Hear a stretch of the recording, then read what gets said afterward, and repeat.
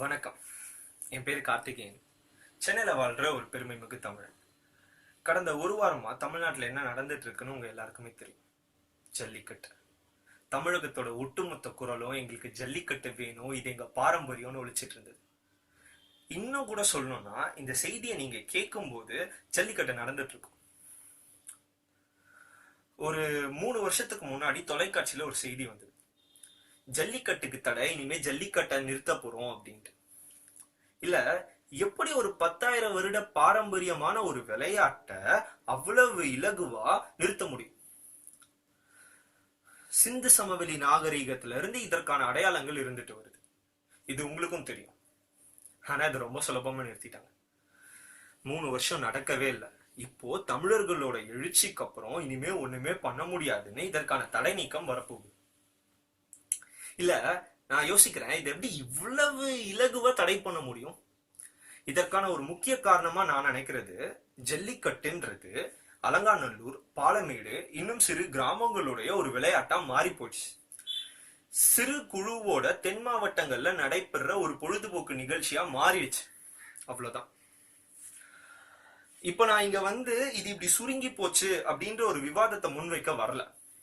இதை எப்படி விரிவுபடுத்துறது? ஜல்லிக்கட்டை எல்லாருக்கும் சொல்லி கொடுங்க. நான் ஜல்லிக்கட்டு கத்துக்கணும், ஏர் தழுவணும். பேசிக்கா நான் ஒரு சென்னை பையன். உண்மையை சொல்லணும்னு வச்சுக்கோங்களேன், நான் இதுவரை மாட்டை தொட்டு கூட பார்த்தது இல்லை. ஆனா எனக்கு தெரியணும், ஜல்லிக்கட்டு பழகணும். ஜல்லிக்கட்டை கிட்டத்தட்ட எல்லா தமிழர்களுமே விரும்புறாங்க. ஆனா இதற்கான ஒரு சரியான வழிகாட்டி இல்லை. ஜல்லிக்கட்டை தென் மாவட்ட மக்கள் ஒரு பாக்ஸிங் கிளாஸ், கராத்தே கிளாஸ் மாதிரி இதுக்கான ஒரு பயிற்சி வகுப்பை ஆரம்பிங்க. இதற்கான அழைப்பை விடுங்க.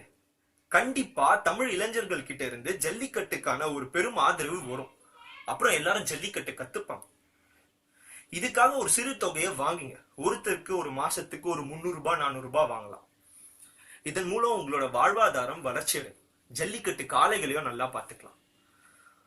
இதை இன்னும் சுருக்கமா சொல்லணும்னு வச்சுக்கோங்களேன், ஜல்லிக்கட்டு பேரவையானது ஜல்லிக்கட்டுக்குன்னு ஒரு தனி பாடசாலை அமைங்க. எல்லா தமிழர்களுக்கும் அழைப்பு விடுங்க. ஜல்லிக்கட்டை இந்திய வெளிநாட்டு மாணவர்களுக்கும் சொல்லித்தாங்க. இதை ஒரு உலகளாவிய விளையாட்டா மாத்துங்க. இதுக்கான ஆதரவு எப்பவுமே கண்டிப்பா இருக்கும்.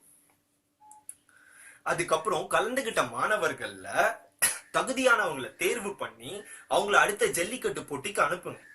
வெற்றி பெற்றவர்களுக்கு விருது பரிசு வழங்குங்க. இதை எல்லாருக்கான ஒரு விளையாட்டா மாத்தும் போது இதை இனிமே அவ்வளவு சுலபமா நிறுத்த முடியாது. ஜல்லிக்கட்டை ஒரு ப்ரொஃபஷனல் ஸ்போர்ட்டா மாத்தணும். எல்லார்கிட்டையும் கொண்டு போய் சேர்க்கணும்.